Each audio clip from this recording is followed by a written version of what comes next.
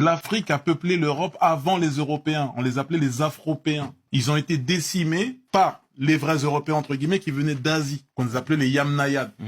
Alors le terme afropéen, ça désigne les Européens d'ascendance africaine, subsaharienne, ou des personnes nées de parents dont l'un est européen et l'autre africain. C'est un peu l'équivalent de afro-américain, mais pour l'Europe quoi. Donc je vous avoue que quand Gims fait référence aux Afropéens, je sais pas trop ce que ça vient faire ici. En tout cas, sur son Twitter, Gims a linké un article qui montre qu'il y a 8000 ans, les populations installées en Europe étaient noires. Alors ça, c'est quand même connu. Et c'est pas vraiment une très grande surprise. D'ailleurs, c'est pas même un fait caché par les historiens. L'article que Gims mentionne, il fait que relayer des articles scientifiques qui sont consultables par tout le monde. Il y a rien de caché. Alors, ça va être complexe quand même de résumer l'histoire en 2 minutes. Mais Homo sapiens, de base, il est noir de peau. Ça, c'est une réalité. Donc, quand les vagues de migration d'Homo sapiens arrivent en Europe il y a 40 000, 45 000 ans, eh ben oui, ils étaient noirs de peau. Après, on a de plus en plus d'études qui nous montrent que cette pigmentation de la peau, elle s'est maintenue encore pendant des milliers d'années. Et oui, il y a 10 000 ans, en Europe de l'Ouest, tous les Européens dont les archéologues ont pu étudier l'ADN sont noirs de peau. Ça, c'est un fait. Il faut attendre le néolithique, c'est-à-dire environ 6000 ans avant notre ère, pour voir un éclaircissement des couleurs de peau chez les populations européennes. Et ça, c'est quelque chose qui a quand même vachement surpris les spécialistes, parce que pendant longtemps, on a cru que la dépigmentation de la peau, elle avait été presque immédiate, pour s'adapter à un climat où l'ensoleillement est plus faible.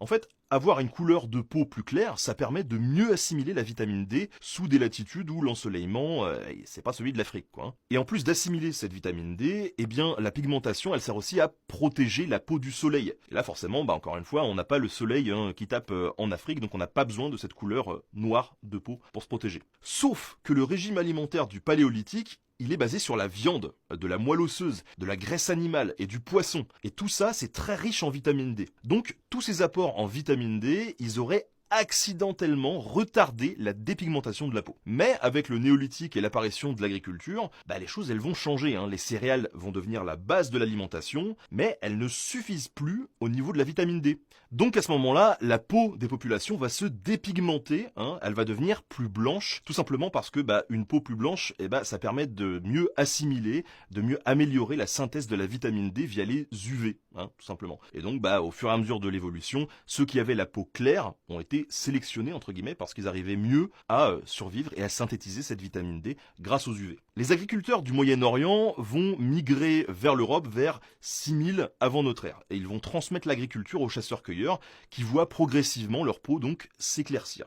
Et effectivement, pendant longtemps, les archéologues étaient plus ou moins d'accord pour dire que les Européens viennent des chasseurs-cueilleurs préhistoriques. Ceux qui ont peint Lascaux, les hommes de Cro-Magnon, auxquels sont venus se mélanger des agriculteurs venus d'Anatolie, la région de la Turquie en gros. En 2015, on a une nouvelle étude génétique qui a montré l'irruption d'un peuple insoupçonné venu de la mer Noire qu'on a appelé les Yamnaya. Ces Yamnaya, c'est en fait des éleveurs nomades des steppes de l'âge du bronze, la période juste après le néolithique, en gros de 5000 à 4000 avant notre ère. Ils vivaient au nord de la mer Noire et de la mer Caspienne, dans la région de la Volga. Alors cette étude, elle montre que 80% du génome des Britanniques actuels remonterait à ces nomades des steppes. De façon générale, le nord de l'Europe dans son ensemble descend fortement des Yamnaya. Le pourcentage baisse un petit peu quand on va au sud de l'Europe, par exemple en Espagne c'est plutôt 30%. Et la Sardaigne est totalement épargnée par cette vague de migration. Donc ça a été une petite révolution dans le monde de la paléogénétique, parce que personne ne pensait que cette arrivée de nomades des steppes, quelques millénaires après les agriculteurs du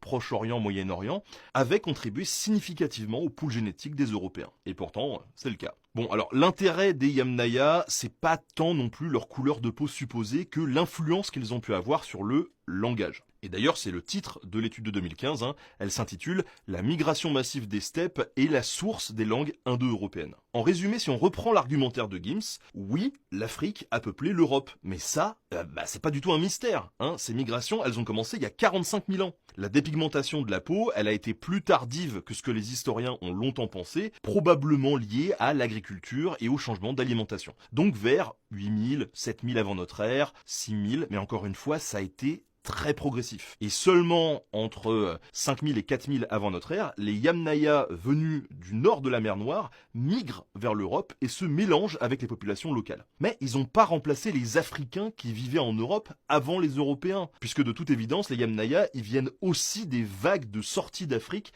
il y a 45 000 ou 40 000 ans. Donc, pour résumer, il n'y a pas de grand choc, il n'y a pas de génocide, il n'y a pas de grand remplacement.